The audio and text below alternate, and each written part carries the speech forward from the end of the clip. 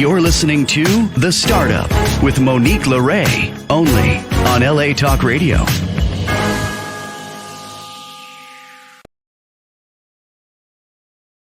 How's it going, Los Angeles? This is The Startup with Monique LeRae. I'm Monique LeRae, and welcome to The Startup, another episode. We're getting very close to our 200th episode, and during that time in the pandemic when I was traveling, I knew we could get to 200. In fact, I thought we could get there a little quicker, but we had to do some replays. I'm really glad that we're at, I think this is episode 198, and out of 5 years of being on the show, I've broadcast from many places around the world, in airports, in airport lounges, in my car during the pandemic, a lot at the Starbucks. Never have I broadcast from my boudoir, my bedroom. And the reason is the lighting is changing here at the beach, so I had to move. We're getting some new background stuff for you guys for the 5 years. So stick around for my in-home studio renovation, if you will. But for now, I guess it's about time to bring you here into the bed, but it's all business. And I want to thank our sponsors, everybody that supports this show. Iron Lace Jewelry, thank you so much for your sponsorship and contribution. Thank you to Next Level Global Solutions. Shout out to Vocalaria Studios that does some of our graphics on Instagram. And everybody that just stands by us. Dr. Jess, thank you so much. She's in the holistic healing. She's a real doctor, and she does holistic healing as well. So shout out to you, Dr. Jess, and everybody that, watches the show and supports. 5 years in September, and we're going to have our 5-year show. I don't know exactly what we're going to do yet. I do have the guests lined up, but stay tuned for details. But first, let's get started with our first guest, Nate Bloom. Nate, we finally made it happen, and I brought you here. Welcome to the Startup. How are you? Hey, I knew it was going to happen the way it needed to happen when it would happen, and here we are. So here we are. I'm very excited to be here. Thanks again for everything that you do, and to your listeners for paying attention and being part of it. Thank you. Well, you're welcome, and thank you for hanging in there as we make things happen. And we're entrepreneurs, so we know how we have to zigzag a little bit, but we perseverance is key. Yeah. Plan for the best, but expect the worst, right? Every day I get up, Nate. Every day I get up. Oh, wow. Well, I already feel a great energy with you. Why don't we go full screen, Sam? Nate, go ahead and introduce yourself to the listeners and viewers and tell us what you're up to. Well, thank you, Monique. And I'm Nate Bloom. I live in Lincoln, Nebraska, although I actually travel all over the world. I was just last week, I was just in South America and Peru and Brazil. And the reason that I travel all over the world is because I run a global startup nonprofit called Sorghum United. And what Sorghum United does is, we'll get into what sorghum and millets are here in a little bit, because I'm pretty sure you don't know. A lot of people don't. But what we do really is we connect people across the world in all points within the value chain for sorghum and millets. So everything from your researchers to your farmers, your seed dealers, processors, all the way down to consumers, investment bankers, et cetera, et cetera, et cetera. And we do that for the free exchange of knowledge, as we believe that these grains within regional food systems, because they're very drought tolerant and very healthy, can make a lot of a positive difference in regard to food security at the local and regional level. And then we also published a series of children's books called the Sorgo Squad, and those represent our markets development aspect of our work, because, as I just mentioned, most people do not know what sorghum and millets are. And so we write these books. They're comic book style books, actually. And they focus on these superheroes, these grain superheroes, like an Indiana Jones meets Captain Planet type style. So it's fun, but it's also educational, and we get great reviews with those. And you can find those at sorgosquad.com. Wow, this is great. Now, I'd like to believe that I know a little bit about a little bit, and you can get this now. Are these the seeds that you can get on Whole Foods and on Amazon? Yeah, there are some brands, like I think Bob's Red Mill, that sells at Whole Foods and Amazon. The interesting thing for us is that so the U.S. produces the most sorghum in the world. Okay, and it happens in places like where I live in the Midwest, the sorghum belt, so to speak. But 93% of what we grow here gets sent to China and sold as cheaply as possible, because it is the best in the world. And then, so that means that a lot of the stuff that you're finding on the grocery store shelves is actually imported from India, which is interesting as well. So we feel like, those kind of value chains we saw during COVID and during conflict chains, or value chains rather, can be stretched and pressed and broken. So we really look at, not that we don't love international trade, we absolutely do. But we also know that there needs to be a component of value addition locally, for not only our value chains here, so that we can provide locally grown food, but also to provide more economic opportunities for our farmers as well. Yeah, that makes sense. And you are in Lincoln, Nebraska. I think you mentioned it before, and that's the heartland, right? I mean, this is people's bread and butter of what they're bringing into trade is, things grown on farms. Speak to that. Is that how you got into this line of work? Well, actually, I grew up on the farm, but the joke I like to make is that I grow crops as well as I grow a full head of hair. Wow, achievement. No, I'm just kidding. Just kidding. That's actually not true, though. What happened, I grew up on the farm in the 1980s, and that was during the farm crisis. And so my cousins and I were all told, go find something else to do. And so I ended up actually graduating from the University of Nebraska here in Lincoln with a degree in psychology, of all things. And I ended up getting a job working for one of our congressmen here in Nebraska. So I spent 5 years working in ag policy for this congressman, and as well as outreach. And then during that time, I decided I want to become more involved in direct farming, but I wasn't going to go back to the farm.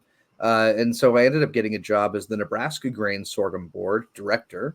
Okay. And so that's a state level agency. So I went from federal to state.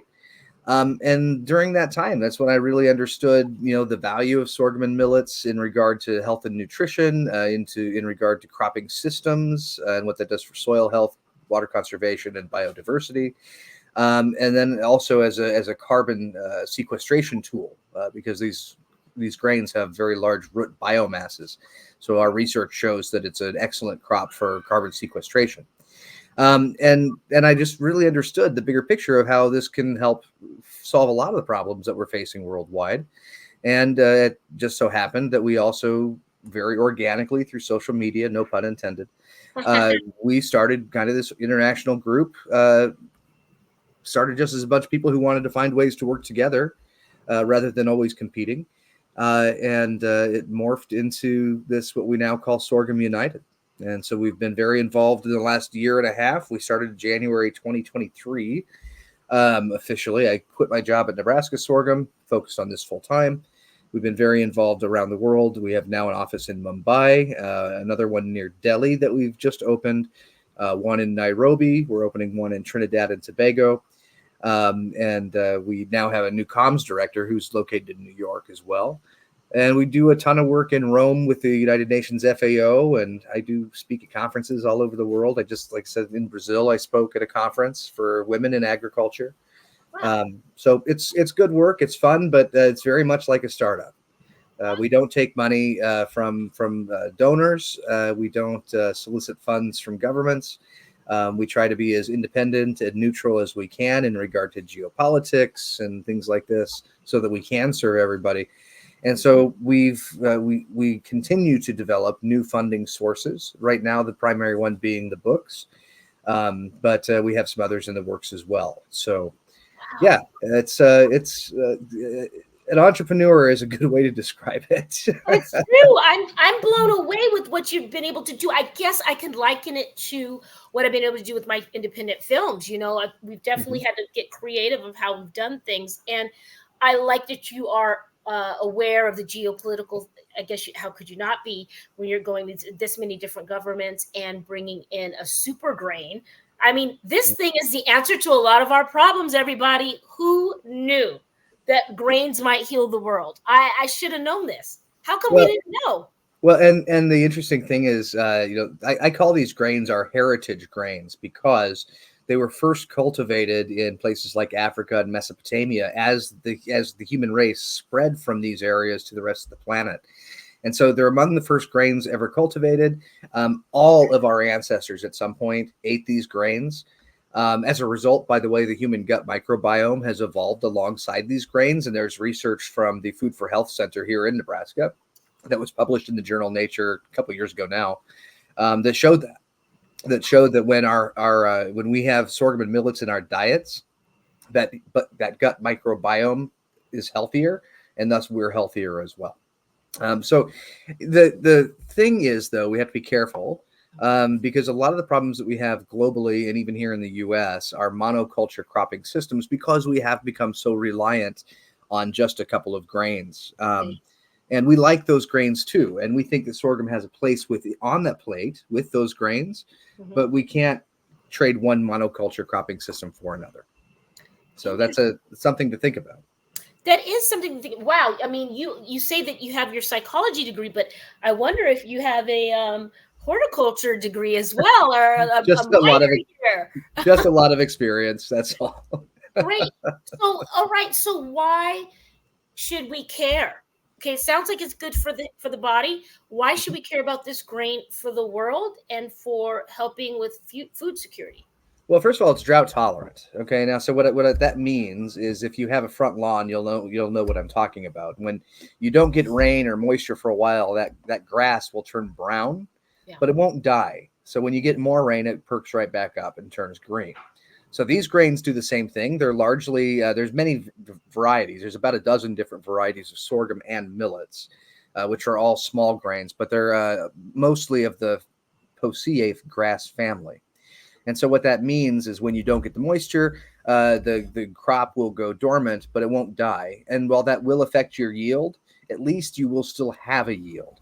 Now, why is that important? That's important because many parts of the world, the Mediterranean basin in particular, but even in Latin America and South America, we're seeing less frequent rains, more heavy rains when they do happen, and hotter temperatures. Yeah. And that is stressing other crops like corn or like rice. And in many places, and I've been to places in Africa where they just simply cannot grow corn anymore. And now they're dependent upon USAID grain that we're growing here, because they can't grow their own food. So a lot of these places are actually starting on their own to go back to sorghum and millets. But what I always say is that we can't ask our farmers to plant a new grain or look at a new solution or a new way of doing things unless they have a value-added market to go to, because it has to be economically sustainable as well. So a big part of what we do is try to create that awareness, create those markets. Another reason we should care as far as the environment goes, I mentioned the carbon sequestration, but that large root biomass also leaves more biology in the soil. Remember that soil is never just dirt, right? And just like we have a little bioeconomy within our guts, we also have one in the soil. And so when we leave more moisture or more organic material in the soil, that soil does better for the next crop. And then it also uses less water. Sorghum uses about 30% of the water of corn. I think foxtail millet uses about 10% of the water of corn. So there's a lot there. And then lastly, I'm sure a lot of your listeners are very concerned about pollinators, as well they should be. And of course we are too. What we find is that pollinators absolutely love sorghum and millets. And where you see sorghum fields, you will see things like bees and other pollinators. Wow. So again, adding these into rotational systems with other crops is really good for sustainability on the farm. It's good for sustainability around the planet. You have a little guest there? Yes, and I asked my daughter to keep Charlie outside, but Charlie is my desk assistant, apparently. Hello, Charlie. Well, Charlie wants to get in on the good news. So it sounds like it's great, like you said, for pollinators, and we need bees. Don't we need them for to live? I mean, yeah. Listen, without pollinators, you don't eat. It's that simple. I mean, none of us do. Very good. Yeah. This is all exciting, and just when you thought you knew, what was out there, you got more information. And I want to speak about your books. So can you pull those books up again? Yeah, let's look at those. Yeah. Tell us about the inspiration again behind these titles, and where can we buy them? Yeah. Well, first of all, so we've got 3 chapters. They're a serial, so to speak, just like a comic book would be. And frankly, there's a couple reasons we chose the comic book format. And one of them was because we understand that it's, I don't know, it's the most accessible medium, I think, for most people. It's something cartoonish, bright colors, easy to read, very quick to go through, and it's accessible to young readers, but also something that's entertaining to older readers as well, right? So that's why we chose that style. And it doesn't hurt that I'm a huge comic book nerd. I've got a sizable collection of Spider-Man actually here at my house. Okay, Comic-Con just passed, so there you go. Yep. So we've got there currently are 3 chapters that are published, but I've actually written the next 3 already. We're just waiting to get more returns on these books because we just published late last year before we commission the next ones. Okay, but they're very intentional in how they're written. So there are 3 characters that need to be rediscovered, and these are the members of the Sorgo Squad. Okay. And each one represents a different aspect that the grain provides, as well as boasts a different name that is used for the grains around the world. So in the first chapter, we meet Jowar. Jowar is the common nomenclature for sorghum in India. And we find him actually in the Indus Valley, one of the planet's oldest civilizations, of course. And he represents the industrial applications for sorghum. Because remember, it's not just food, it's also fuel and fiber, just like any other grain. Yes. In the second chapter, we meet Mashila, which is the nomenclature used in Ethiopia. And she represents the health and nutrition benefits for humans and animals of the grains. And then in the third book, we meet Milo. Milo is the North American nomenclature that we use here. So a lot of farmers where I live would say Milo instead of sorghum. And he represents the environmental benefits of having sorghum in the farming rotation, et cetera. And then even the name Sorgo, Sorgo is what they call it in Europe and other places. Sometimes it's spelled with an H, sometimes without an H. So what we wanted to do was we wanted to show people that all of these grains, they are the same thing, even though they have different names. But, again, when you have a grain that's been grown by mankind since almost the beginning of time and it spreads across the world, it's going to have different names wherever you go. And that can be confusing to people. So, yeah, it's good. They get a lot of positive reviews. We're starting to put new reviews up on our website now. I am, by the way, looking for a good literary agent. So if you have a listener who's looking for a property, we think we've got something pretty good here.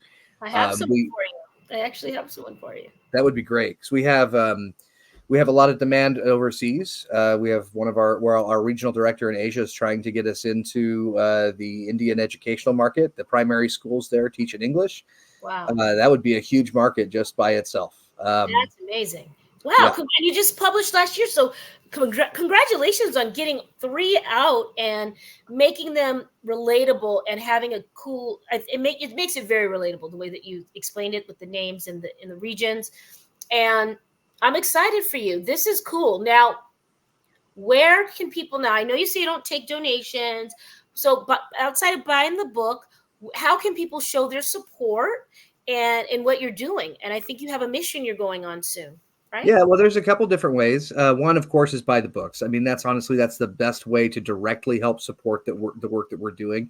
In the last 19 months, just for the record, this has been completely self-funded by me. Which we're very blessed to have been able to do that.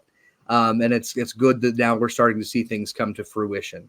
Other ways to be involved, at the top of our website at sorghumunited.com, there is a button for the global forum, it says. And what that is it's a global WhatsApp group. And it's, again, stakeholders they may or may not even be directly involved with sorghum and millets. They're just interested in the topic and want to be supportive of it. And it's where our folks primarily share their ideas, their questions, sometimes they promote their companies, all sorts of different things. And the conversations get to be kind of fun. Most of our followers are actually on LinkedIn. So we have a LinkedIn page as well. A lot of them are actually on my personal LinkedIn page. So you're welcome to follow me there. We do have a software startup in Mumbai that eventually, once it gets going, we're hoping to pull all of those people together off of WhatsApp and LinkedIn and Facebook and into one place, but we're not there yet. So those are the primary ways people can be involved and be supportive. But yeah, find us on the socials. We're always doing something. Like I said, just got back from South America Yeah. here at the end of the month. Granted, I get visa applications to go through in time. I've got another one coming up for a climate conference in Nigeria.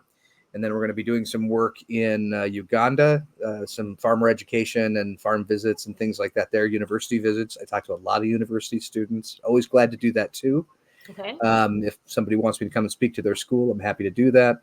And then from there, I'm going to be spending a week in Hyderabad, India. We're going to sign a couple of MOUs with, I hope, ICRISAT and IIMR, which are two very highly respected research institutes. Wow. And then I'm finishing the trip with a conference an agricultural conference in Thailand before I come home. Oh my goodness. And those Sky Miles, I tell you, those are the miles. I need to do on the same airline, and don't be crazy like me. I need to do a better job of keeping track of those. I'll admit I don't. And then I'm home for a couple of weeks, and then October I'm gone again, and it's the other way around. Singapore and India, and then I've got to be in Rome for the World Food Forum. I do sit on an advisory committee, a private sector advisory committee to the Committee on World Food Security. Great. And as part of that, there's an investment forum in Rome, so I'll be at that.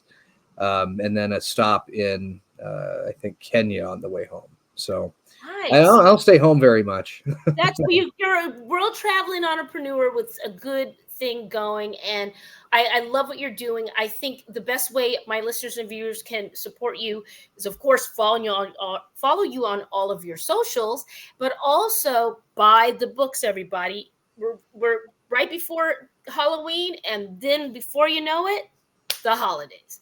Get these books. These are perfect. You can roll them up, put a little ribbon on them, put them in the stocking, or if you do Hanukkah or Kwanzaa, whatever you do. If you don't do any of those, just give them as gifts. I think it'd be great.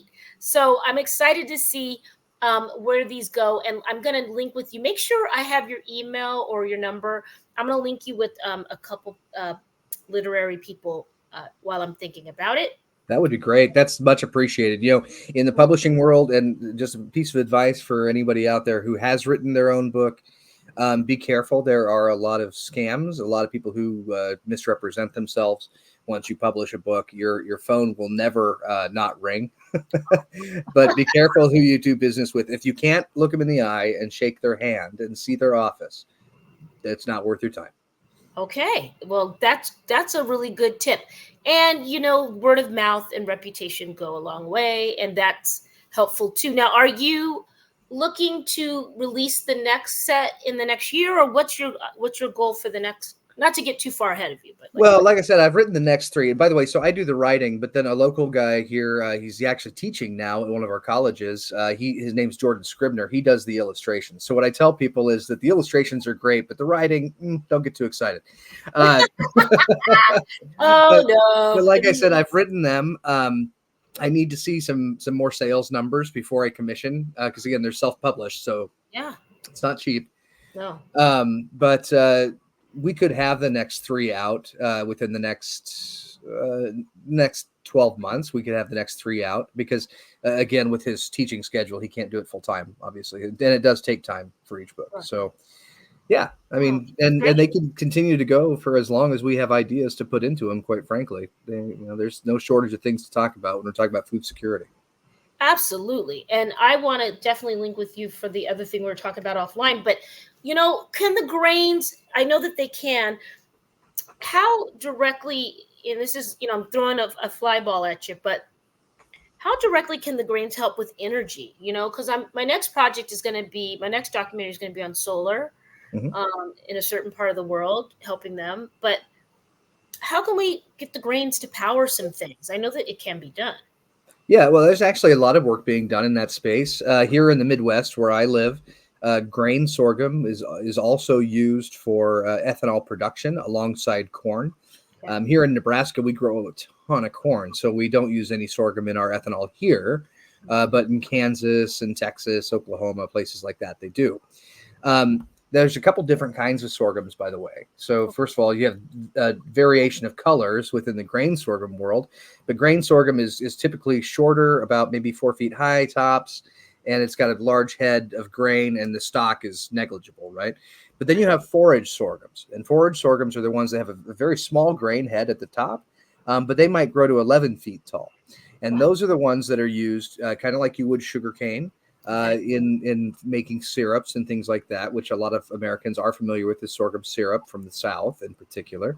But there are, in fact, I just visited one of the research facilities in Brazil while I was there at Embrapa, where they're using these forage sorghums for bioenergy. I know there are projects in Africa using these forage sorghums for bioenergy as well.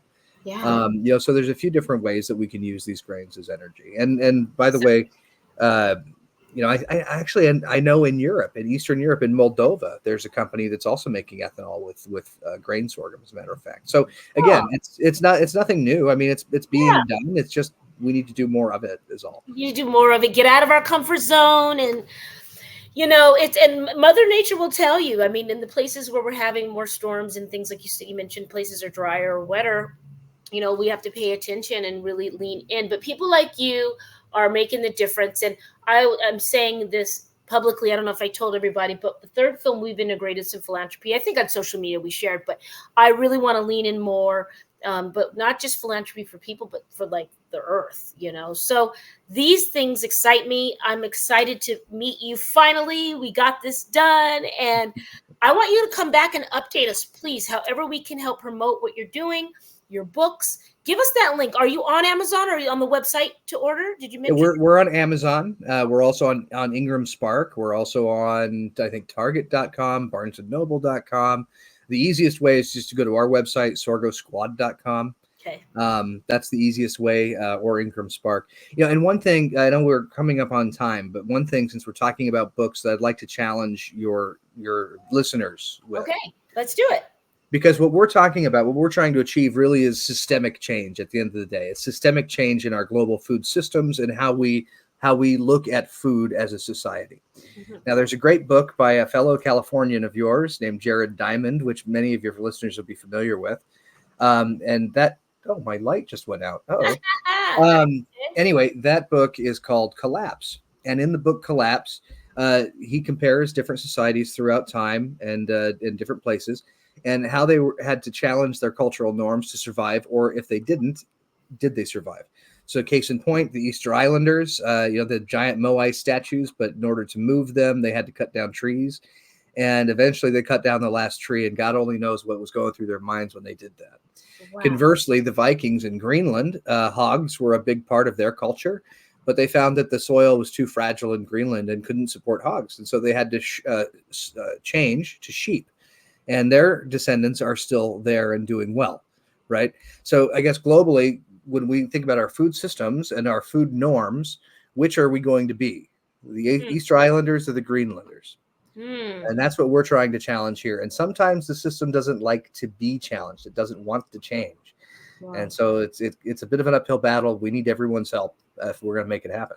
I love that. I love that what you put together there, and something to think about, and find that author. I need to look into them to that author as well.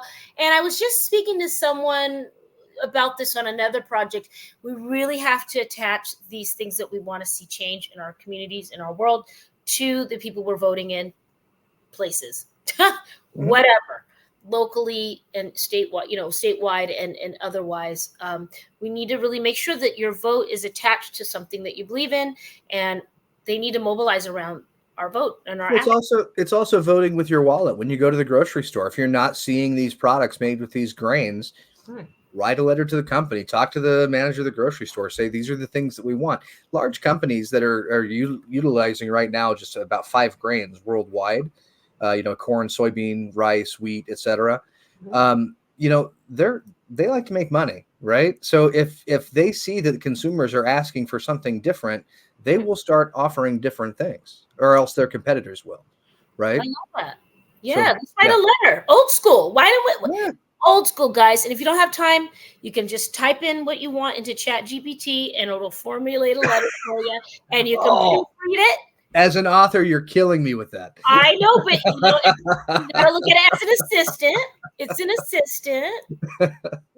Anyway, I don't want it. You're an author, and that's fantastic. And Thank you for your time, Nate. Make sure I have your contact. I want to connect you with who I have. Let's have you back and let's connect. That sounds great. Thank you, Monique. I really appreciate it. Me too. Best of luck, and I'm excited. All right, guys, that was Nate Bloom, and he's got some cool things going agriculturally. I have my next guest here. I'm just going to adjust my thing. Ben, how's it going? I'm all right. How are you, Monique? Hi, dear. Welcome to the startup. Thank you. Thank you for having me. Oh, you're welcome. I was just sharing with the last guest. I've done my show around the world in airports and everywhere, and unfortunately, it's landed here in my bed. But lighting and I like your versatility, then. Thank you. Well, we're working on the home studio, but thank you for joining us. And I know you're up late. You're in London, right? I am. It's not the worst that it's been for me, I have to say, but yeah, it's pretty late for me here. Sure. Yes. Well, so I did get to watch the 100 meters that you guys won in earlier on. That was pretty exciting to see. Yes. And I'm going to go full screen now, and we're going to have you introduce yourself and tell us what you're up to. Sam, let's go full screen on Ben, please. Hello, everybody. So my name is Ben Blomley. I'm the COO and co-founder of a company called Mahara, and we are a venture studio and sweat equity investor into startups, as well as a partner to larger businesses looking to build innovative product. I'm really excited to be here with you today, Monique, to talk about what we're doing at Mahara, but also talk about the report that we've done about MBAs and how actually getting an MBA can be something that can give you a bit of a leg up in terms of how to actually achieve and succeed in the startup world. So it's great to be here. Great. So glad to have you, Ben. I think we might have a little something in common. Go on. Tell us where you got your MBA. This isn't my bedroom, so what else could it be? All right. We're still keeping it professional, everybody. But yeah. No, they see me in cars. They know it's. Why don't you tell us a little bit more about your MBA and more about the startup and all the things you have going? Yeah, so I did an MBA at INSEAD, the European Business School, and I'd spent like 8 years in a professional life working for EY, a big accountancy firm. I never really thought about doing an MBA. And then I was actually working in India with EY, of all places. I spent 2.5 years out there. And I was like trying to find my next move. And a few of my friends there was like, why don't you go and do an MBA? Like take some time out and think about things. And at the time, for the interviewer who let me in, I was like, I'm really going to go into banking. Like I've spent my time in professional services working with financial services firms. So I think I should probably like stop peering over the fence and go into it properly. And when I was there, I went for some interviews and things like that. And the feedback was consistently like, it sounds like you know what you're talking about, but it doesn't seem like you want the job. And I was like, that's because I don't want the job.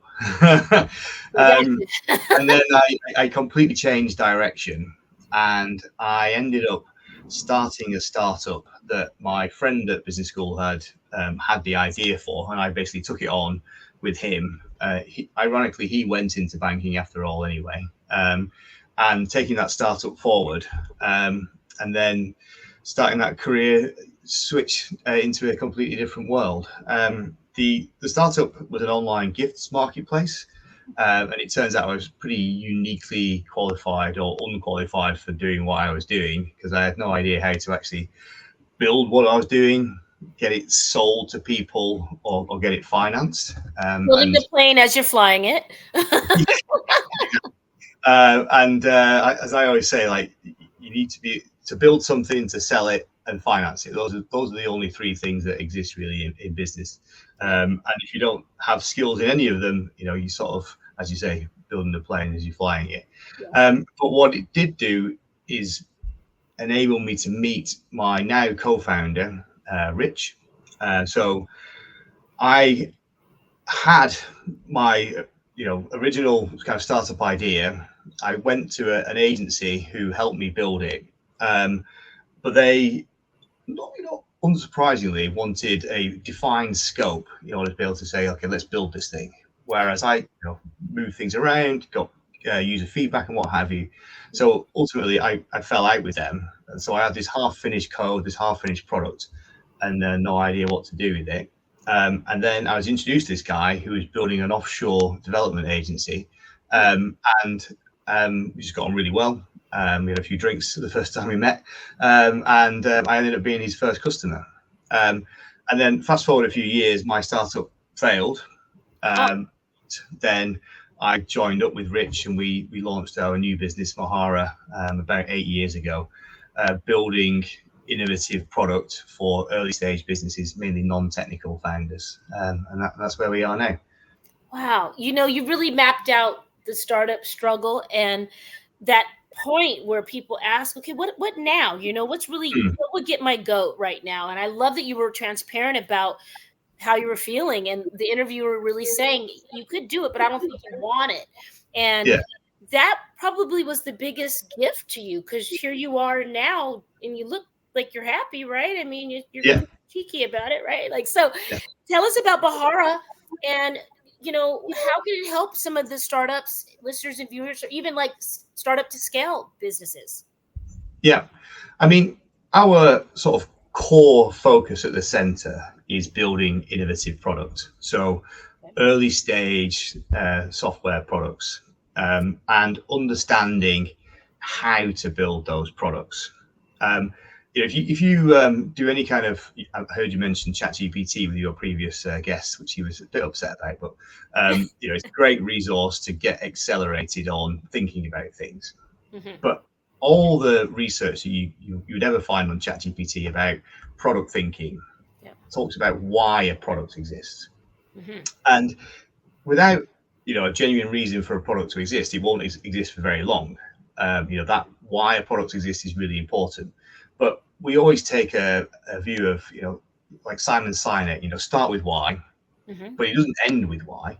Start with why, and then how, and then what. And what we always see with the innovative product that we build, because we particularly focus on non-technical founders, is that people ignore how, because they've got that burning passion about why they exist. And then they say, okay, I want you to build me X. I want you to do Y.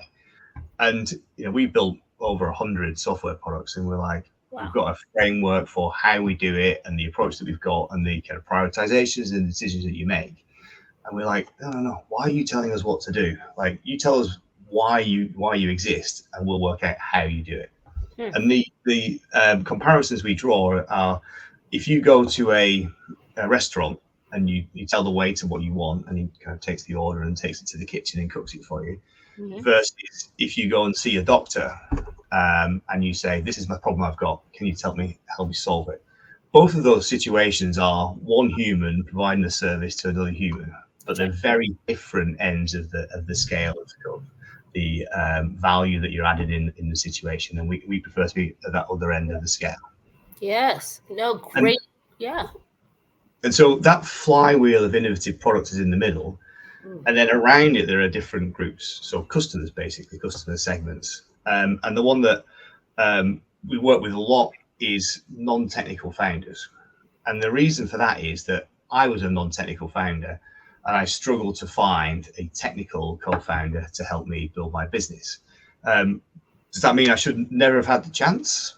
I don't think so. You got to have a way in somewhere, and that serendipity of trying to find somebody who's a technical co-founder or what have you is really hard. And the demands for people with those technical capabilities are just continuing to grow and grow and grow. Not just with tech firms, but like everybody needs people who understand technology.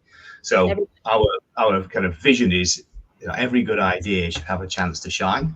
And so how can we help enable that through our business model, our mindset, and our philosophy? Love it. Love. Technology, innovation, and AI are here to stay, everybody. So just take a spoonful of sugar and let the medicine go down, because it's true. And if you want to be here, I kind of liken it to that back in the day, I mean, I'm 46, you write your time card, you submit it, you get a check in 2 weeks. Well, that's obsolete. And so if you're not leaning into tech and AI, your business will become obsolete. A lot of things will be automated. You need to reach out to Ben and his firm and see how one sector, one niche of your business, at least one piece of your business can become tech savvy and hopefully automated. I mean, it adds value, right? I mean, let's talk about the value add that you guys offer when you're building these things out. Yeah. I mean, you mentioned AI a few times there, and that's a really great example of where the value adds can come from. Because if you try and build a Gen AI product in a vacuum, it probably won't work, because you've got all the kind of great technology or what have you behind it, but without the business application to apply it to, then actually it's missing half of the point.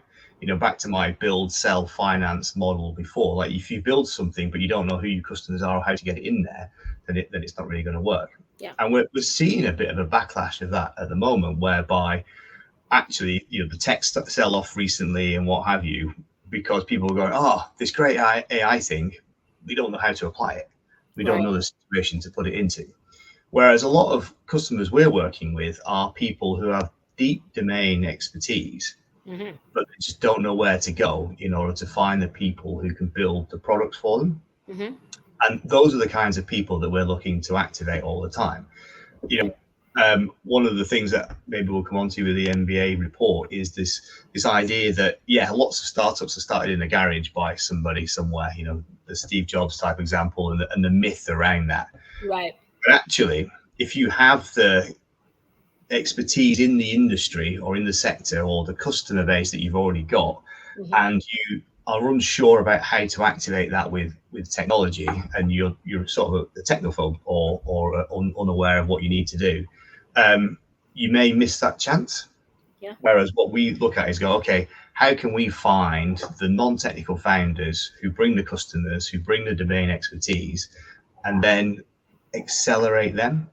And it's not just about the product that we build, it's also about the mindset of understanding what it's like to be a founder and what the kind of stresses and strains that you're under. So, going back to my example about the agency I work with, like saying no, or saying, we have to fix the scope here and what have you, misunderstands the founder experience. So, bringing that capability as well.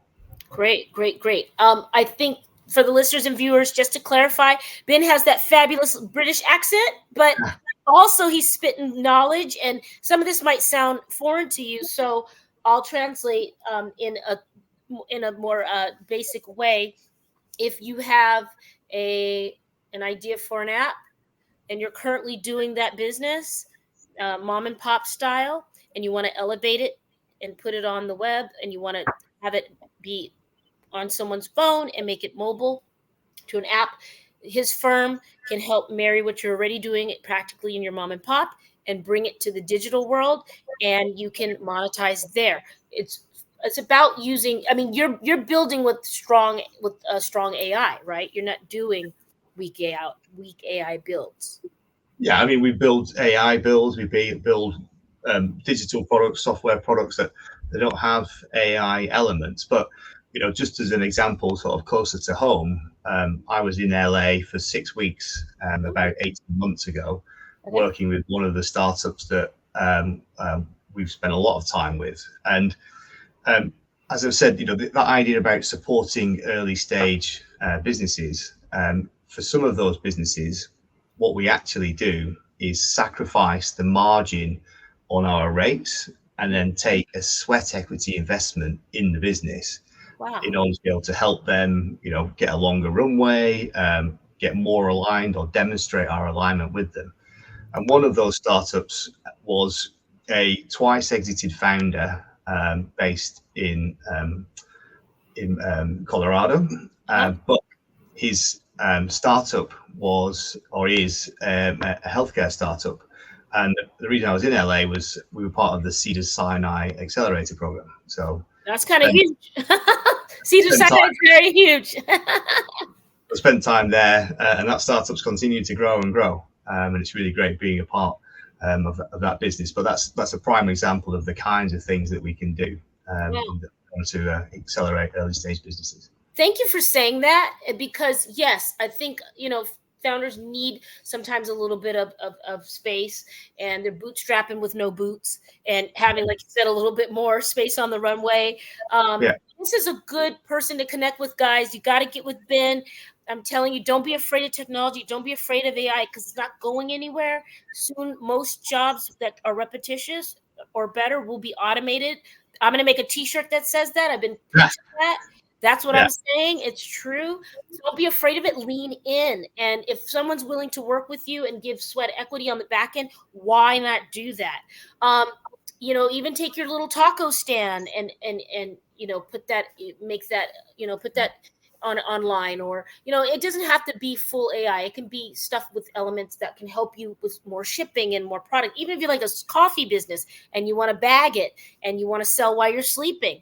I mean, these are things that Ben's firm can do. And Ben, give us your handles.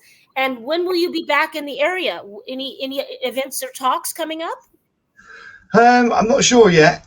We have a team in Mexico, so part of our kind of global footprint. So I'm based in London, but we have teams in South Africa, in Thailand, and in Mexico. I hope to get out there later in the year. But for sure, it'd be great to connect with yourself or any of your listeners about any of the ideas that they have or what have you. Just shoot me a message on LinkedIn or what have you. Let's get your socials real quick, shall we? We'll do that again. So I'm, Ben Blomley on LinkedIn. That's the best way to catch me. I can share the link over if that would be helpful. Okay, great. Yeah, let's do that. I will, or you can just plug it. I don't really have we got to get some more. Speaking of, we got to get some more tech on here. we're still the startup, keeping it. Yeah. But I am going to be in South Africa at the end of the year for the Endemic Project, my third documentary. Yeah. Okay. For entrepreneurs. We have to talk through your people offline. Yeah, you should come out there. Come to the office in Cape Town. Yeah. We do some local projects, and it'd be great to kind of connect with you and see how we can help or connect you with people over there. I have some ideas for you already. So let's connect. I'll be sending your people an email. Ben, thank you so much for being on the startup. And thank you for having me. All right. Thanks, everybody. Thanks, dear. All right. That's Ben. He was in London, and he's got a tech company. Like, again, just to recap, if you have a startup or you're about to start up and you are, I got a lot of glare going on today. I'll go to give you a side eye. If you are a business, a mom and pop, or you're going to be a business and you don't have really a lot of technical experience, technology experience, AI experience, you're going to want to have a digital footprint in the way where you connect with your customers and you service your customers. And don't be afraid of these things. It's the more you know about it, the more exciting it can be. Yes, a lot of jobs will be displaced and changed, but please know there's a space for everyone. But we got to be, we got to think about innovation. We got to be looking at the future. So that's my pitch on that. Guys, next week we have a cool show. Let's see who we have. We're getting closer and closer to the 5th year. I cannot believe it. 5th year show coming around. We have a full show next week. So make sure you tune in. It's going to be just a variety of topics. I'm very excited. And then after that, 4 more shows until our 5-year anniversary show. And I'll have the setup, I always say I'm going to have the setup started up, but I'm always changing things. We'll figure it out. Sam is with me. He knows my style. What will you start up today? Guys, the film's coming out at the end of the month on Roku. Stay tuned I'm going to start pushing out ads in the middle of the month at the Pandemic Project documentary on Instagram, Twitter X, Facebook. I don't think we have Facebook. Instagram, Twitter X. Go to YouTube right now. Type in the Pandemic Project documentary. Take a look at our 7-minute and 47-second award-winning trailer, 10 times nominated award-winning trailer, and see if you like it or not. Drop me a comment. I'll answer. I try to read all of them, and the likes or the dislikes. We don't have any dislikes yet, so I'm happy about that. I don't think, and I'm not trying to get any. What will you start up today? I will see you next week. Be well, be safe. Ciao.